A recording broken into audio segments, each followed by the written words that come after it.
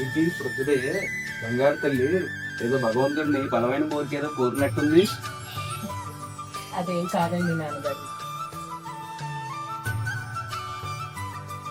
అదేనమ్మా, పొద్దున్నే నా బంగారు తల్లి ఇంటి పని మానేసి మరీ భగవంతుడిని ఏం కోరుకుందా అని ఆలోచిస్తున్నా. అదేం లేదండి నాన్నగారు. ఎంసెట్ రిజల్ట్స్ వచ్చింది, మంచి ర్యాంక్ వచ్చింది. ఇంజనీరింగ్ కాలేజ్ లో చేర్చాలి అని చెప్పి గట్టిగా కోరుకుంటున్నాను.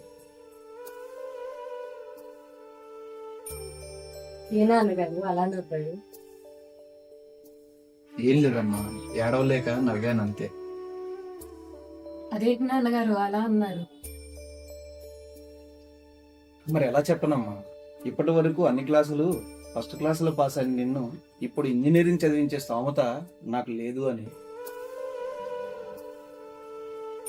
ఏనాడు ఈ తరం అమ్మాయిలాగా నాకు సెల్ ఫోన్ కావాలని, 2 వీలర్ కావాలని, లగ్జరీగా బ్రతకాలని కోరని నిన్ను ఇప్పుడు ఇంజనీరింగ్ చదివించే స్తోమత నాకు లేదని ఎలా చెప్పనమ్మా?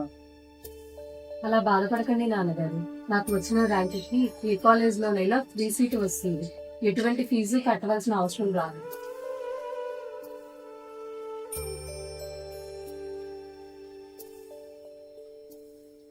ఏం లేదమ్మా, నేను ప్రతిరోజు కాలేజీకి దిగబెట్టి తీసుకురావాలంటే కనీసం నాకు 2 వీలర్ కూడా లేదు.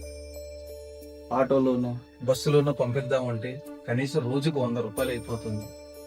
నెలకి 2,500 రూపాయలు పైగా అవుతుందమ్మా. 4 సంవత్సరాలకి 1,00,000 రూపాయలు పైగా అవుతుంది. ఇలాంటి పరిస్థితుల్లో నేను కాలేజీలో చేర్పించడం అంటే కొద్దిగా ఆలోచించాల్సిన విషయం అమ్మా. పైగా మీ అక్క పెళ్లి నిమిత్తం చేసిన అప్పు ఇంకా తీరలేదమ్మా. షాపుల్లో లెక్కలు రాసి బ్రతికేవాడిని కదమ్మా, ప్రతిదీ లెక్క వేయాలమ్మా. అయ్యో లేదు నాన్నగారు, మీరు నా కాలేజీ ప్రయాణం గురించి ఆలోచించండి నాన్నగారు.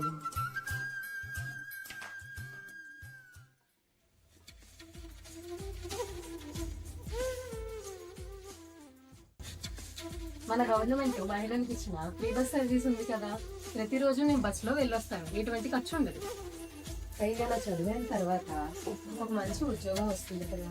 మీతో పాటు కుటుంబ బాధ్యతలు పెళ్ళయ్యేంత వరకు నేనే పంచుకుంటాను నాన్నగారు. మీరు అంటూ ఉండేవారు కదా, కూతుర్లైనా కొడుకులైనా మేమేనని.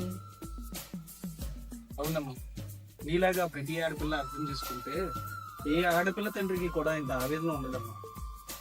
థ్యాంక్ యూ నాన్నగారు, నేను చదువుకుంటాను ఒప్పుకున్నందుకు. థ్యాంక్స్ నాకు కాదమ్మా చెప్పేది. ఇలాంటి మహత్కరమైన కార్యక్రమాలు చేస్తున్నా మన ప్రభుత్వానికి చెప్పాలమ్మా థ్యాంక్స్.